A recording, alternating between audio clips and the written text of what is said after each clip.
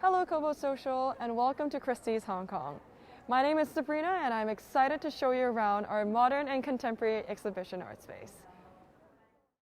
So now welcome to our Mr. Doodle room, and this will be included in our upcoming afternoon sale on May 25th.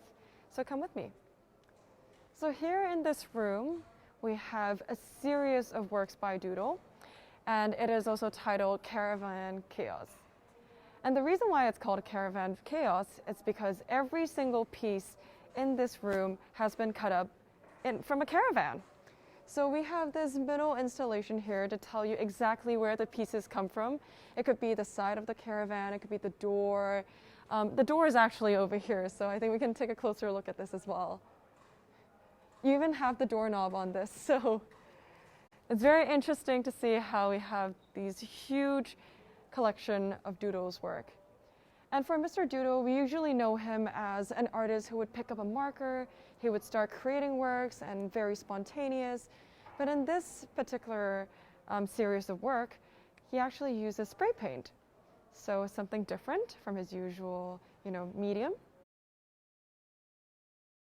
So here we have a monumental piece by artist Adrian Genny, and it is titled Collector 1.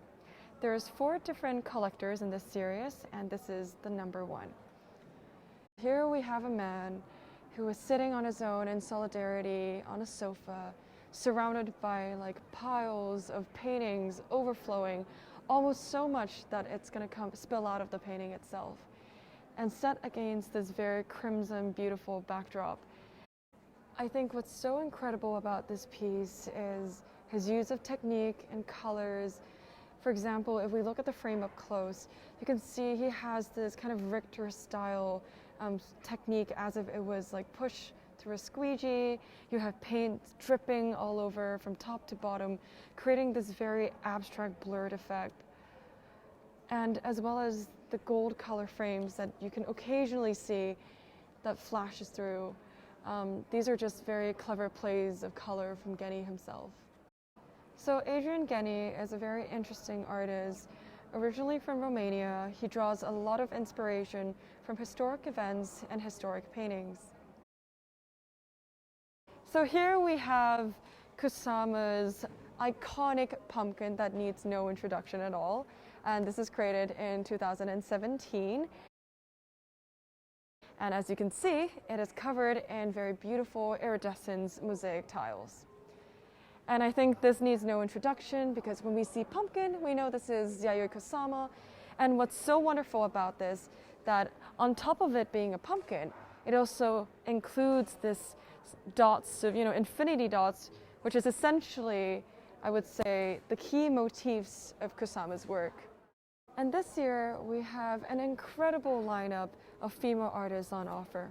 And right behind me, I have this amazing work by young female artist Avery Singer. And this is a piece she created via acrylic on canvas. I think what's so incredible about her is that she uses this program SketchUp to create these pieces digitally and kind of reformats it in this huge size canvas. And with Avery Singer along in the lineup, we also have other amazing female artists on offer. For example, we have Loie Hollowell, we do have Jamie Curtis, and Southeast Asian artist Christina Ijo as well. Next, I would like to introduce this really incredible fun piece by Ronald Ventura. I think especially now that we can't travel, we should really kickstart with this really fun piece. So Ronald Ventura is a very interesting Filipino artist who specializes in these very real depictions of animals and hybrid animals. And he usually does it in a very fun way. And if you look up close, every single detail has been portrayed in a very fine manner, including the fur, you have even the details of the clothes and even the confetti. Kind of looking at it, it feels like you're looking at a poster, but it's just painting. Next, please follow me into this wonderful Sanyu room that we have. And here we have 2 incredible pieces by Sanyu, and both are of chrysanthemums. So this painting is Potted Chrysanthemum by Sanyu, created in the 1950s. And for Sanyu, he loves chrysanthemum. And we look through his works, he has created around 133 works on still lifes, but there's only 55 of them are of chrysanthemums. So when we look at this chrysanthemum painting, there's something just very romantic about this piece. And I do have to tell you the story behind this wonderful painting. Actually, this was first collected by one of Sanyu's friends, Mr. E.K. And when Sanyu was studying in Paris, he actually met this very interesting Egyptian-born French illustrator who was also studying in Paris and creating art together. And while he was there, Mr. Ike deeply admired Sanyu's artworks, and so much that he decided to go to a studio and purchase this particular painting. And when he bought the painting, he asked Sanyu, he's like, what's so special about this piece? And all Sanyu could say is that this painting was not created under daylight, but it was created and painted under moonlight. And that is why when we look at the tree branches and if we look at the details of this piece, it feels like the flower has this very beautiful, like iridescence glow.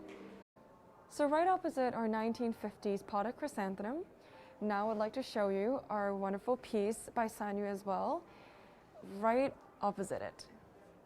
So this is a beautiful chrysanthemum painting by Sanyu. And kind of like Picasso, where he has different periods of style and color, this could be regarded as Sanyu's pink period, where he mainly focuses on pink paintings. And this is such a romantic piece by Sanyu. And even if it's painted with, oil medium, he creates a lot of texture on the surface as well, which I think we can look up close later. Especially on these chrysanthemum petals, you could see that Sanyu does these very kind of wooden stencil technique, and he would use the back of the brush and create these little petals one by one, making layers within the painting.